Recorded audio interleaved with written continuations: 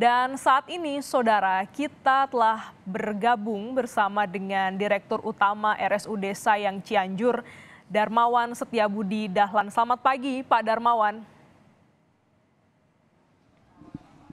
Selamat pagi, Assalamualaikum. Waalaikumsalam, Pak. Dengan Glenis, bagaimana perkembangan penanganan korban di RSUD Sayang hingga saat ini?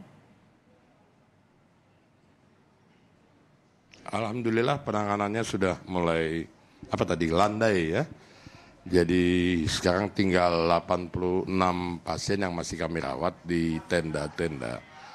Yang lainnya dari 656 korban, sebagian besar sudah dipulangkan atau dirujuk ke rumah sakit yang lebih besar ya, Hasan Sadikin dan Rumah Sakit Samsudin Sukabumi.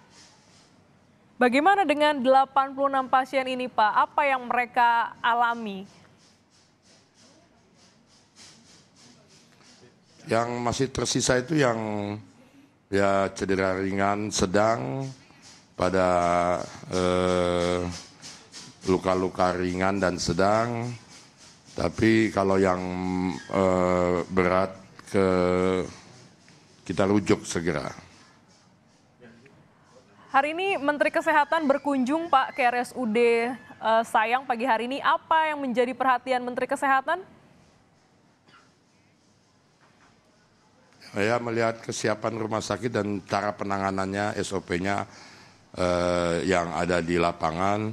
Ya, kami jelaskan bahwa kondisinya, pemeriksaannya kita bagi zonasinya, yang anak-anak dan dewasa, kemudian SOP kalau yang kapan harus dirujuk, bagaimana cara merujuk, syarat-syaratnya. Kan beliau bukan, jadi kita jelaskan teknis gitulah, ya. Berarti ini terkait dengan pelayanan teknis ya, Pak. Tadi Bapak sebutkan masih ada 86 pasien yang dirawat terkait dengan gempa. Bagaimana dengan fasilitas kesehatan? Tadi juga disampaikan oleh jurnalis Kompas TV, tim kami, bahwa masih dibangun tenda-tenda darurat, begitu Pak? Ya, kita mengagendakan sampai adanya pemeriksaan yang yang oleh pihak yang berwenang, misalnya oleh PUPR tentang kelayakan gedung, fungsi gedung, sehingga kalau itu belum diperiksa kita masih menggunakan tenda-tenda. Hari ini kita membuka poliklinik rawat jalan di tenda-tenda itu.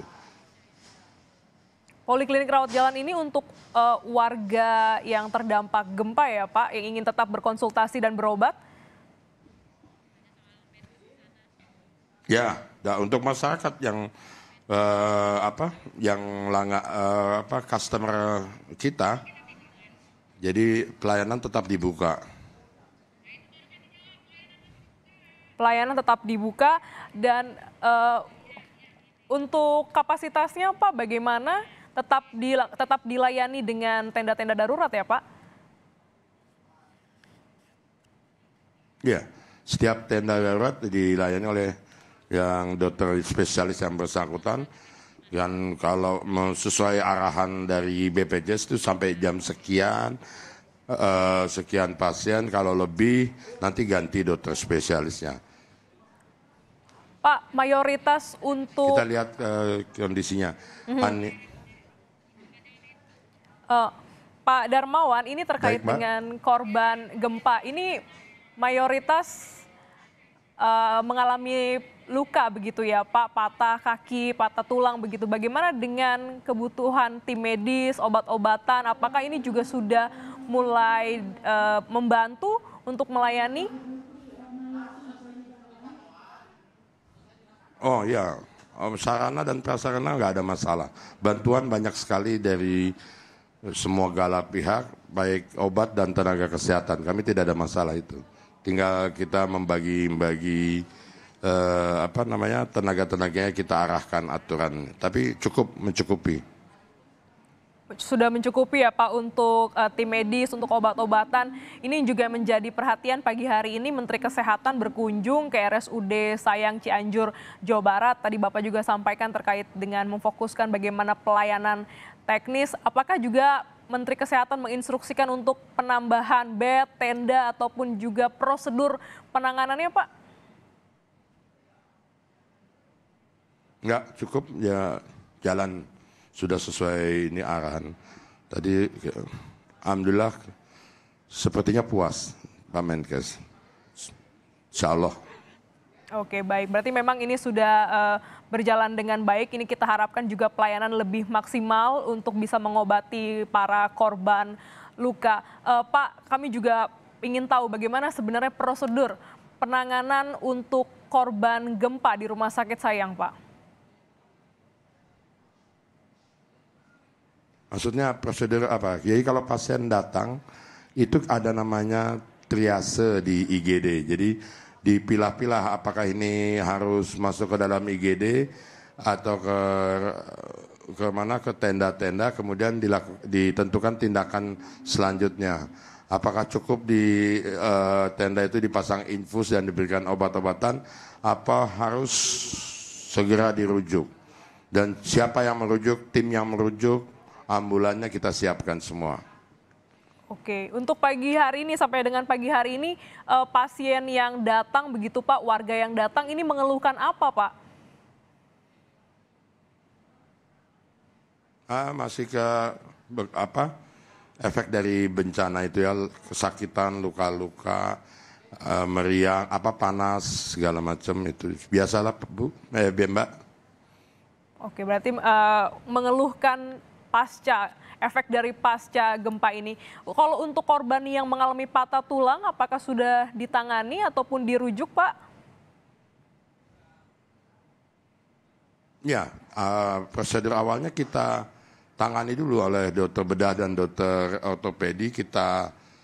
Kalau ada luka terbuka, kita jahit, yang bisa kita stabilkan.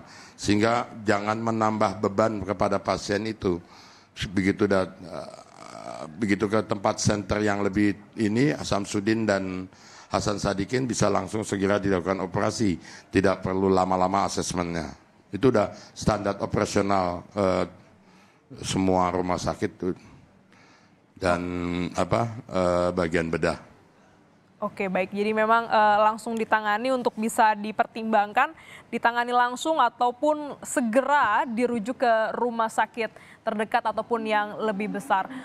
Pak, boleh diceritakan juga bagaimana dengan kondisi ataupun juga kesiapan jika nanti banyak juga warga yang mengeluhkan sakit ataupun juga yang datang, ini bagaimana kesiapan dari rumah sakit, Pak? Ya, siap seperti biasa. Pelayanan IGD 24 jam.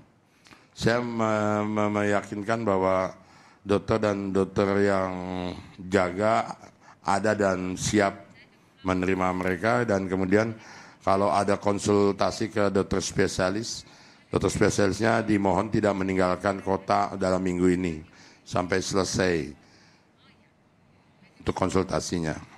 Baik, hingga Tapi alhamdulillah nggak ada yang pergi.